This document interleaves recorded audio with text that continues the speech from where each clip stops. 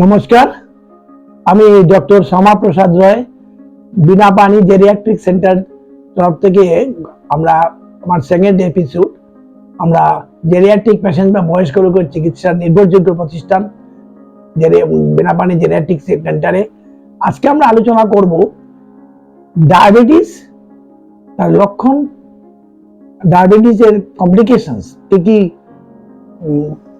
Complication হতে পারে, এবং লাস্টে আমরা আলোচনা করব বিশেষভাবে হাইপোগ্লাইসিমিয়া বলে একটা কমপ্লিকেশন আছে, তাতে কি কি কষ্ট হয় বা কি কি প্রবলেম হতে পারে। ডায়াবেটিস সম্বন্ধে বলার আগে আমাদের প্রথমেই জানা দরকার ডায়াবেটিস কাকে বলি, কাকে বলে আমরা।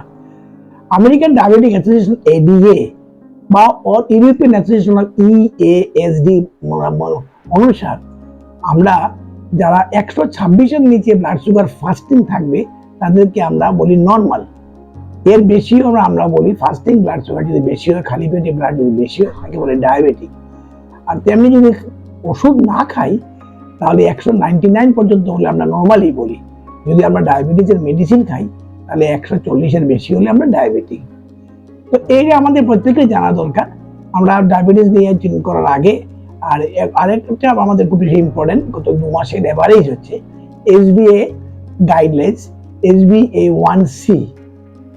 এটা আমাদের ইন্ডিয়ান সাবকন্টিনেন্টে আমরা 6.5 আমরা বলছি ডায়াবেটিক।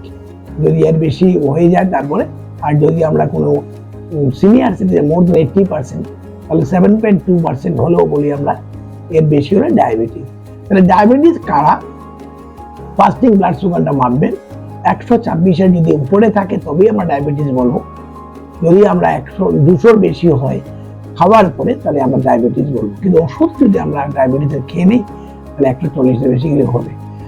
যেটা আমি সবচেয়ে বেশি যেটা ইম্পর্টেন্ট, আমরা ঘরে চিকিৎসা করতে করতে আমাদের ডায়াবেটিসের যে লক্ষণগুলো আমাদের মনে রাখতে হবে।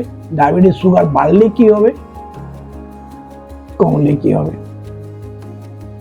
বাড়লে হবে ঘন ঘন প্রস্রাব হয়, পিপাসা লাগে, দুর্বল লাগে, খিদে বেড়ে যায়, এবং যে কোনো চামড়ায় শুষ্ক হয়ে যায়। স্ট্রেস হওয়ার জন্য আমরা খুব টেনশনে থাকি, বা আমাদের রাত্রিবেলা ঘুম কমে যায়, রাত্রিবেলা পেচ্ছাপ ইউরিনের পরিমাণ বেড়ে যায়, এবং বডি ওয়েট তো কমে যায়, কিছুক্ষণ হাঁটলে পরে প্রচন্ড হাঁপিয়ে যায়। এগুলো যদি তাহলে আমাদের লক্ষ্য রাখতে হবে কেন এগুলো কি হতে পারে। প্রথম কথা হচ্ছে আমরা ডায়াবেটিস বাড়লে আমাদের অনেকগুলো, যদি আমরা ডায়াবেটিস কন্ট্রোল না রাখি তাহলে আমাদের 3-4টি ইম্পর্টেন্ট ব্যাপারে আমাদের জানা দরকার। হার্টে এফেক্ট করবে, আগে কিডনি এফেক্ট হবে, নার্ভে এফেক্ট করবে, এবং চোখে তো আছেই। তাহলে আমাদের কি কি জিনিস দরকার?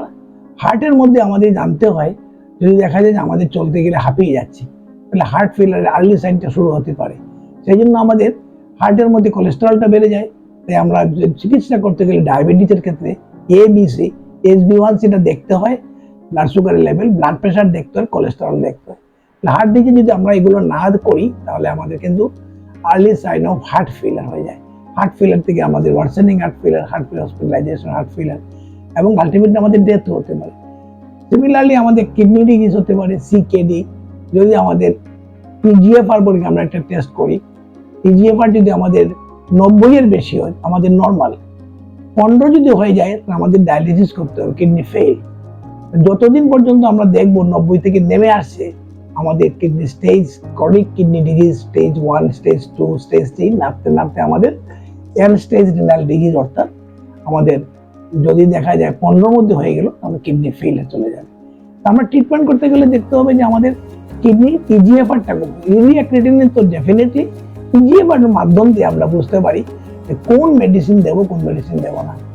আইয়ের কমপ্লিকেশন, চোখটা প্রবলেম থাকে বেশি, চোখের মধ্যে 4টে রোগ হয়, দেখতে পাই কম, ক্যাটারাক্ট তারপরে হয়ে যায়, ডায়াবেটিক নেফ্রোপ্যাথি হয়ে যায়, নিউরোপ্যাথি হয়, বা রেটিনোপ্যাথি, আমাদের চোখের মধ্যে ব্লিডিং হয়, হোয়াইট জমে যায়, এবং গ্লোকোমা, এবং আপনাকে ম্যাকুলার ডিজেনারেশন, এগুলো চোখের রোগগুলো বেশি হয়। অর্থাৎ গ্লোকোমা, ক্যাটারাক্ট, ডায়াবেটিক, রেটিনোপ্যাথি এগুলো আমাদের হতে পারে। কমপ্লিকেশন, স্কিন কমপ্লিকেশন, সবচেয়ে বড় হয়তো কি আমাদের ঘুম চলে যায় এবং খুব ডিপ্রেশনে থেকে পারি। তো আমরা ডিটেলস আলোচনা করার আগে আমরা আজকে একটু একটাই আলোচনা করব সবচেয়ে বিপজ্জনক যেটা হচ্ছে আমাদের ওষুধ খেতে খেতে আচানক আমাদের সুগার যদি কমে যায়, তাকে আমরা বলি হাইপোগ্লাইসেমিয়া। হাইপোগ্লাইসেমিয়া হলে আপনার কেন বিপজ্জনক? কারণ হাইপোগ্লাইসেমিয়া আপনার ডেথ হতে পারে, মৃত্যু হতে পারে। সেই জন্য আমাদের হাইপোগ্লাইসেমিয়া কখন বলবো, কেন বলবো, এবং কি করে কিট করা যায়। সুগারের ওষুধ খাবার সাথে সাথে আমাদের জানা দরকার ব্লাড সুগার লেভেল যদি আমাদের 70 নিচে চলে যায়, তাহলেই আমাদের কিন্তু সিভিয়ার হাইপোগ্লাইসেমিয়ার দিকে যেতে পারি।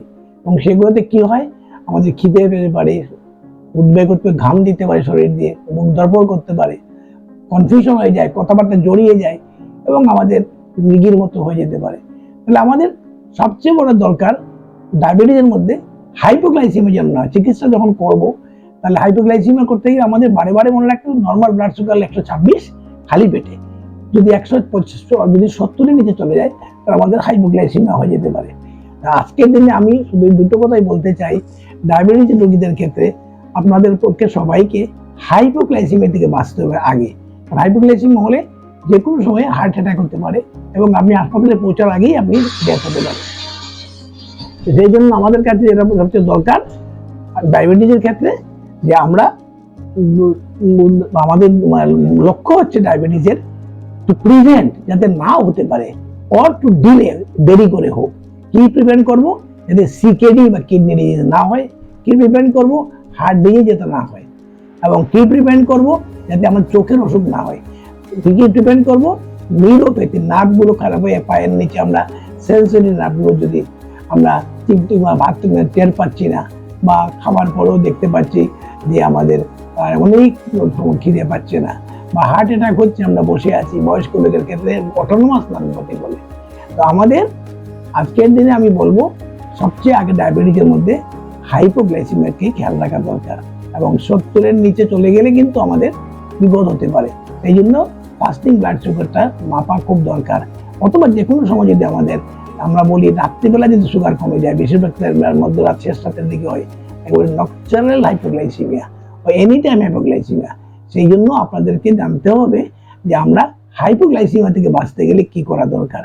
যে যখনই দেখবে সিমটম গুলো হচ্ছে, ঘাম দিচ্ছে, বুক ধরফর করছে, খিদে পাচ্ছে, মাথা ঘুরছে, বা আপনার কেউ অস্বস্তি হচ্ছে, সঙ্গে সঙ্গে সুগার মাপা দরকার।